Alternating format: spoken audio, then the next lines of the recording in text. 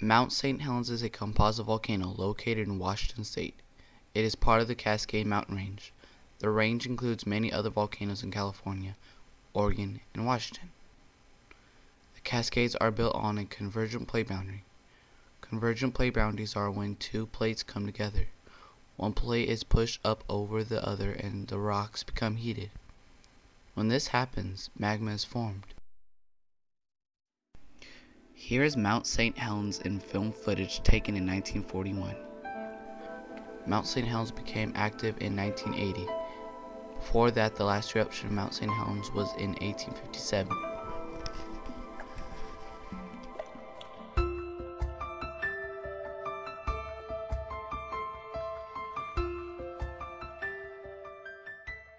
In March of 1980, earthquakes started happening below Mount St. Helens.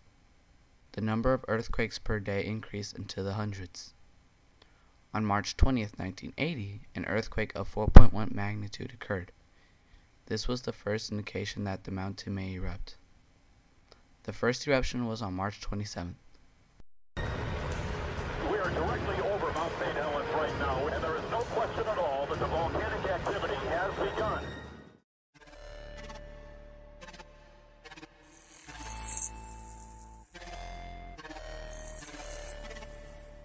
Tourists and geologists began to arrive to watch the eruption. Most lost interest after the earthquakes decreased.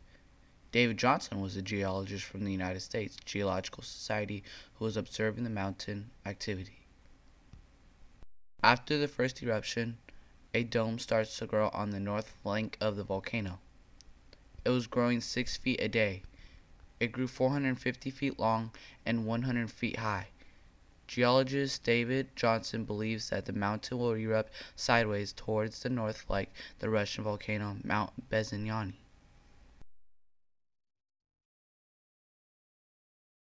Professor Kathy Cashman from the University of Oregon explains the dome growth. Signals for volcanologists that an eruption is about to happen is that you start to see a real buildup in these earthquakes because the magma's fighting its way up to the surface. As long as you can keep the lid on, then you've got a primed bomb. As soon as you remove that lid, then you all of a sudden can depressurize it, and when it depressurizes, you're going to cause lots of little bubbles to form, and you'll get a very catastrophic expansion of the material. David Johnson is a highly respected volcanologist working for the USGS. He wants the government to set up a danger zone to keep people out of the area in case the mountain erupts. David Johnson explains to the press that the mountain can erupt at any time. Could be within hours, it could be within days, or even up to a couple of months. This is not a good spot to be standing. The state decides to set up boundaries to keep the public out. You're gonna have to go, and the faster the better. One time, one thing, you gotta go. In Washington state, Mount St. Helens is now showing all the signs leading to a full-scale eruption, and scientists say it could come at any time. If it does go, geologists say it'll be spectacular, dwarfing current eruptions. People here generally are impatient for the real fireworks to start.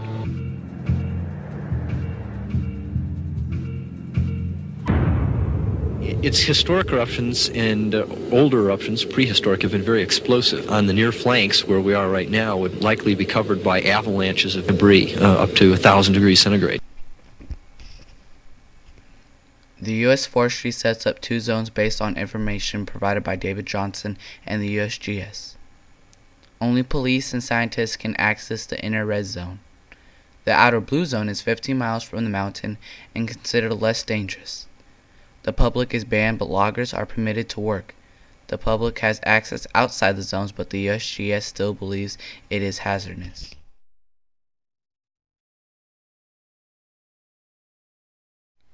"84-year-old Harry Truman lived and worked at Spirit Lake Resort for over 50 years.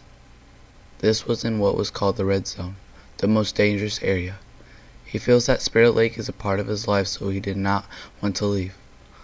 Police finally allowed him to stay. People started to believe Harry Truman was a hero for being brave and staying. Spirit Lake and Mount St. Helens is my life, folks. I've lived there 50 years. It's a part of me. No, I'm not going to leave. You're damn right I'm not going to leave. I'm going to stay here. On May 18th, 8:30 and 11 seconds, a 5.1 magnitude earthquake shakes the volcano. At 8:32 and 20 seconds, an avalanche occurred, taking out the north side of the volcano and traveled downward at 150 miles per hour. It was the largest avalanche ever. Vancouver, this is it! This is it! David Johnson radios the start of the eruption seconds before he dies. At 8:32 and 40 seconds, Mount St. Helens erupted laterally with speeds up to 700 miles per hour at very high temperatures. It overtakes the landslide and covers the area north of the mountain. Jerry Martin, a ham operator and amateur geologist, was in the path of the blast. He radioed his friends telling them that the eruption had started. He was caught in the blast and died.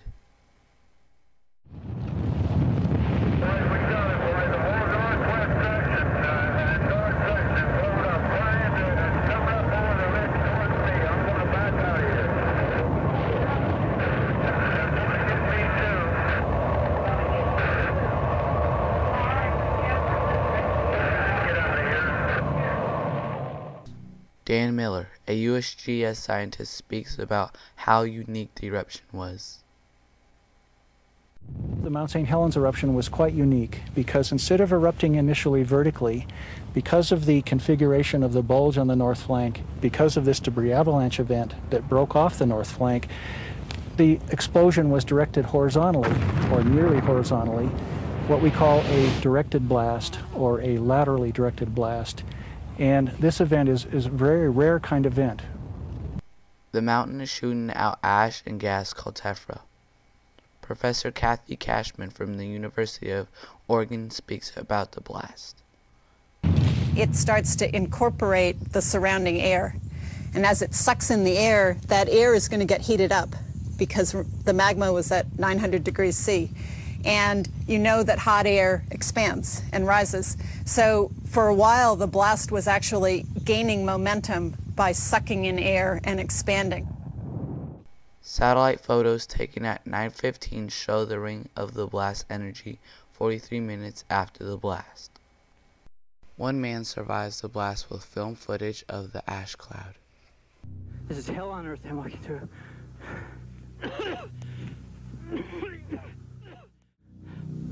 I never really thought I'd believe this or say this, but at this moment, I honest to God believe I'm dead.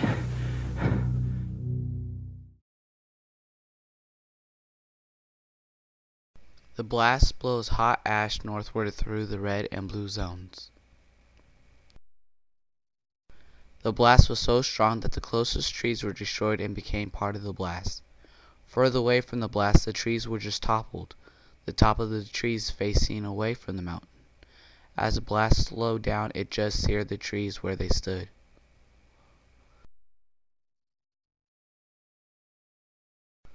The landslide came in with such speed that it pushed the water in Spirit Lake north up the surrounding ridge 300 feet. When it came back down, it brought the downward trees within stripped the vegetation from the ridge. The landslide went over the ridges and formed hummocks and slid west down the Toutle River Ridge.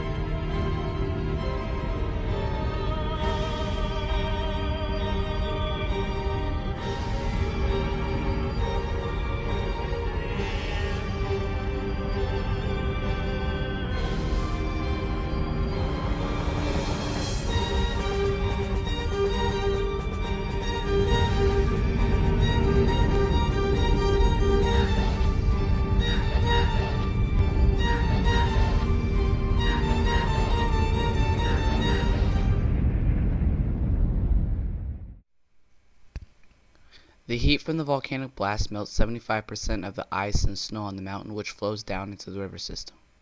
The water, mud, ash, and debris creates lahars. Lahars are landslides or mud flows of volcanic fragments.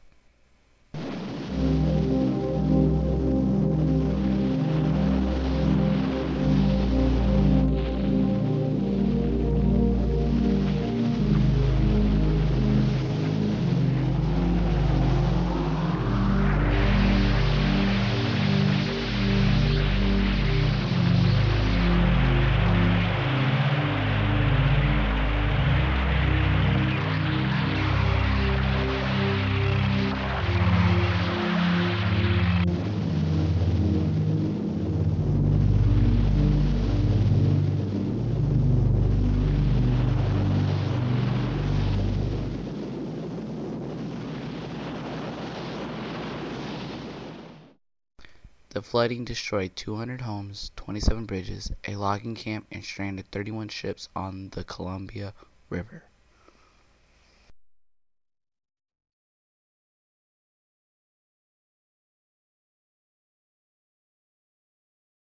Mount St. Helens dropped ash in several states, and winds moved the ash around the earth.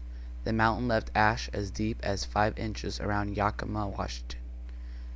The ash caused breathing problems and traffic accidents in Washington. In some places, the ash turned day into night.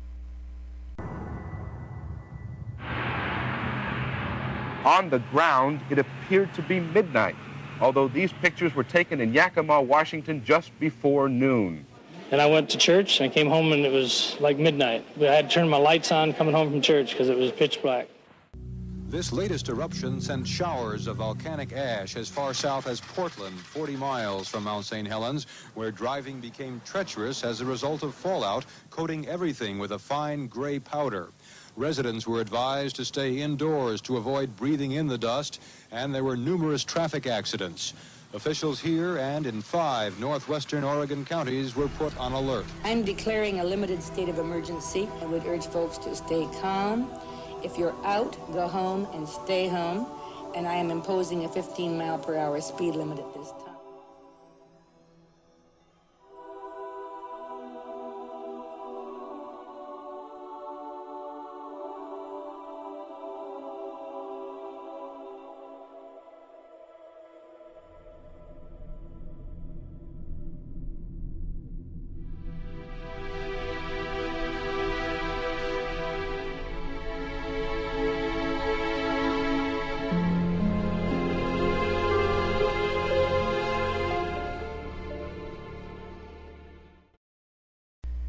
The eruption killed 57 people.